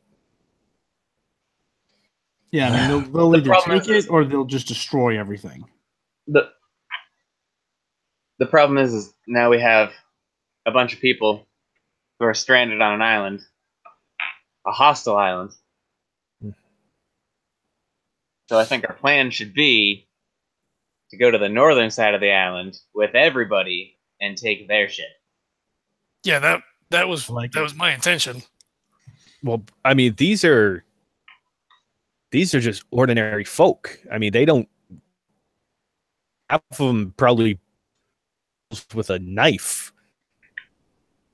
Let alone they can't do anything. Well, tell them to stop listening. They don't even prepare their own food. Jesus, who are we transporting? They can't prepare their own food? These are hoity-toity people. They pay good money to go on the Bitter Mother.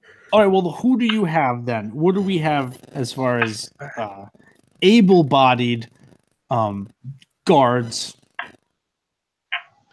If we don't have to have constant surveillance, making sure the ship's not going to get attacked, I might be able to give you more guards. They volunteer to do it. Well, what's the option? To stay here and be cut down? He's not on board. I'm with you. But my first thought is to the people that are on this ship. And I can't order them to take up a sword and run headlong into a battle. Oh, no, that's not what I was saying. No. I was saying you order your men to go fight headlong into a battle. And then once we secure the ship, we get them onto the ship. Well, how about this? I mean, we don't really want them to have the cargo anyway. What if we use the weapons and arms against them when they get here? I mean, firing one of those guns is going to be much better than attacking with a sword or a sling. I'm into this now. I don't know before they can destroy this ship. We sail into the northern harbor. Well, I meant the cargo that's still on the Bitter Mother. I mean, clearly it's not sailing anywhere. We take that stuff. When they come to destroy the Bitter Mother, we take their ship. instead of going to the northern part. We could sail ourselves to the northern part. We could take them at this point. We know they're coming. We can set up an ambush. Either here or there. Yeah, I don't see that it matters. Oh yeah, no, we're gonna definitely pillage the cargo. I don't know what's left in there, but you know what? If you guys need all the help you can get, then yeah, see what's in there. Nice. Who's gonna complain? No one. All right. I'm gonna head down and check out that cargo. Time is of the essence. Indeed. All right, guys. Oh, good luck. Decurro, Let me know. We all go running down to the to the cargo bay. All right. Fade to black. Yeah, most likely. What we'll do is I'll come up with. Let's see what we have right now. Some badass weaponry. Yeah. And some major tech. Why don't each of you go ahead and roll me a 1d6? Ooh.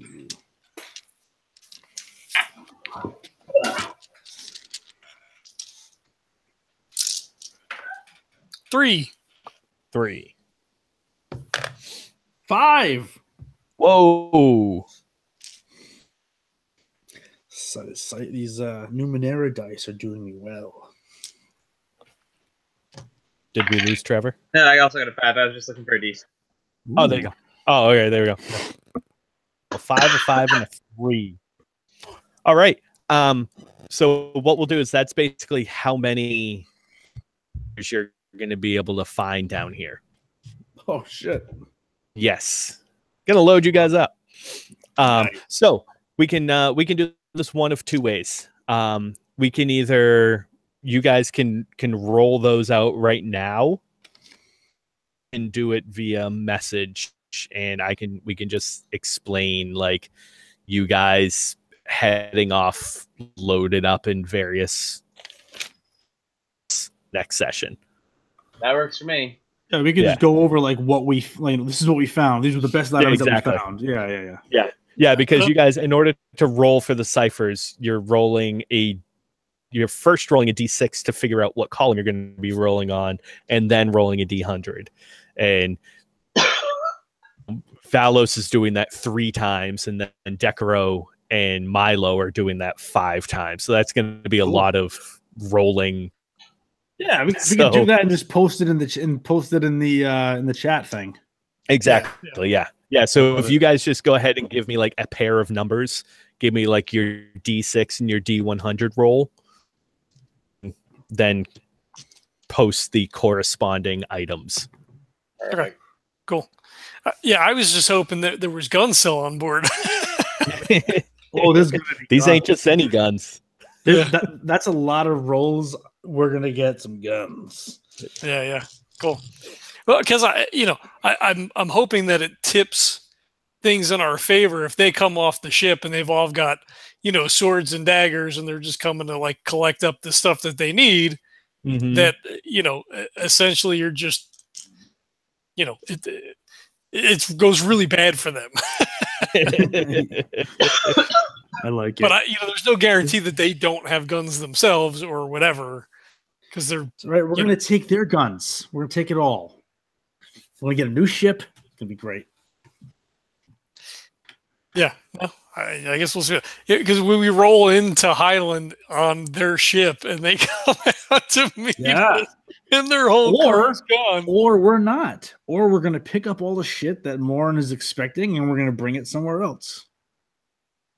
Well, it's clearly not going to Morin. No. Yeah, so Jesse, is there more than? So were we going to the northern port, or was there like a port in the south, and then we were going overland? Was my original thought.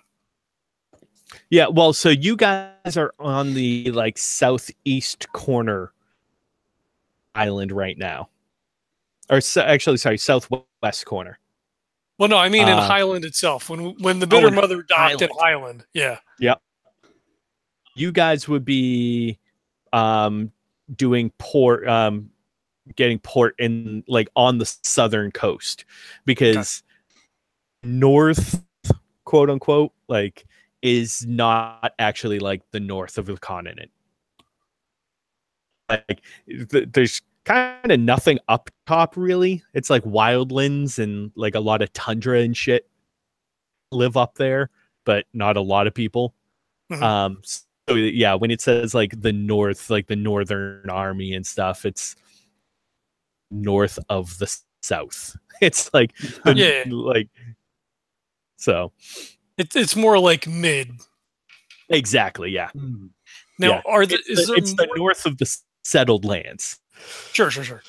Is there more than one port in the south? I assume there has to be, right? I mean, the continent is fairly long around. There has to be more than one port.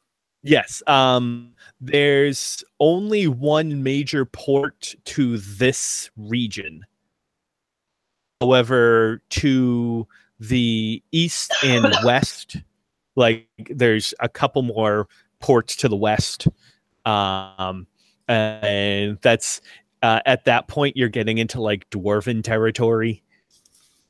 And to the east is a couple of ports, but that's also like kind of getting into more necessarily unsettled, but more loosely settled areas. Which direction would my family be in? They'd be in the settled region in the Freelands. So more to the west? Nope, to the south. Well, so no, I know they're like, in the south, but like south. So if you're looking at the continent and, you know, here's the bottom. So obviously they're in the south. Are they east or west from there? That's up to you. Okay. I would say probably east. Okay. I'm trying to formulate a plan. Yep. So they're out more towards the edge of settled before it becomes more sparsely settled and wild to the east. So they're still in, but they've got, you know, a big chunk of property that, you know, 'cause it's farm. Yep. So they're kind of on the outskirts a little bit. Sounds good. Okay. Not that will necessarily matter at all, but you know, cool. Everything matters at some point. Yes, it does. Even Pivel. Yeah, not anymore. Oh, poor Pivel. We tried to save him. We did. We tried to do the right thing. You did. He made his own bed. Is there action for consequences for actions? He did. Sons of bitches. All right, good. This was great. I had a lot of fun tonight. I thought a lot of good plot stuff came out. So, Hell yeah. Very good. I was wondering if the side of the drop and when. What happened, Mr. Robot Man? Oh no, I was wondering like if this back plot would drop. Yeah. If Pivel's story would actually come out or not. So I'm glad it did, and the way in which it came out. Yeah. I enjoyed it a ton. Oh yeah. Because stuff came out without coming out. You know what I mean? Like I know Jesse knows, but yeah. Jesse. Yes. Was that always part of the plan to have Pivel be involved in that, or did my suspicions of him and like grabbing his planner and stuff like that give you the idea? Oh no. Yeah, I'll let you behind the screen. I was gonna say, yeah, very beginning. It was Pivel as the traitor. Oh. So I just somehow naturally hooked onto that. You absolutely did, yeah. That's because Milo is so smart, of course. You know what's funny, when I was editing the last episode, when we came back to the ship, and I went to go up to talk to Draggert, who was knocked out. Pivel, when I approached him, was mumbling to himself, "It wasn't supposed to happen like this. This wasn't supposed to be like," and in the moment, you're not thinking, "Oh, he must be a fucking traitor." It's like, "Oh, this trip went horribly awry. Oh, right. Crap! Like, I don't want to be in charge." Like that's the way Valos proceeded and assumed what was happening. Once we got further afield, and I'm go back and editing, I'm like, that motherfucker, because it was right there for everybody. Like, goddamn Pivel. This wasn't supposed to happen, but when you're in the moment, that doesn't necessarily, No, that's why I was actually surprised that Trevor, that you kind of garnered suspicion of him so quickly. And really laid anything down too much. And when you were like, I'm going to check Pivel out. I'm like, that's fucking awesome. Pivel reminded Milo a little bit of himself. No, I just wanted stuff at the beginning. I was just like, I just want I don't know, I just wanted to start something. Yeah. You did.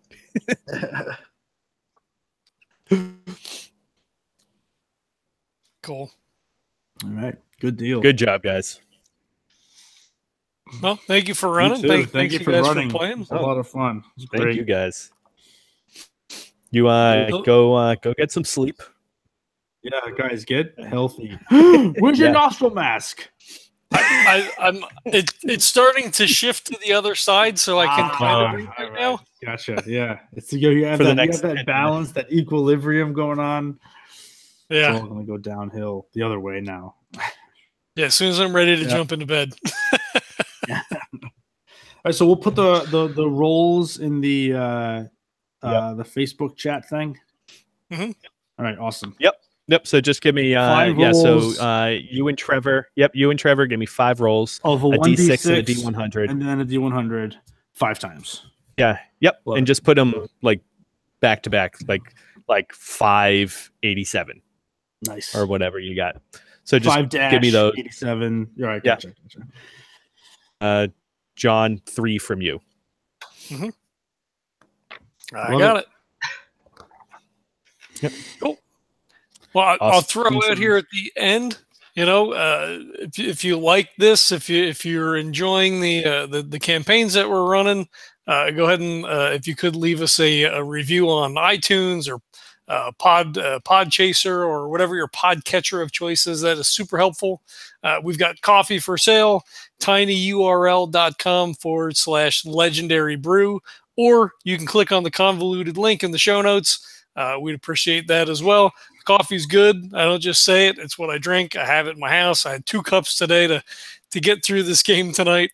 We're glad you're checking it out. We enjoy playing games for you guys and gals, and we love hanging out. Like, this is, Trevor and I were both sick tonight, and there was no real thought of canceling the game. I don't think. And it was a ton of fun. Like, this was just a fantastic game tonight. So we are glad that you're checking it out, and thanks for watching and listening and downloading and all the stuff. And we'll catch you next time. Peace. Bye.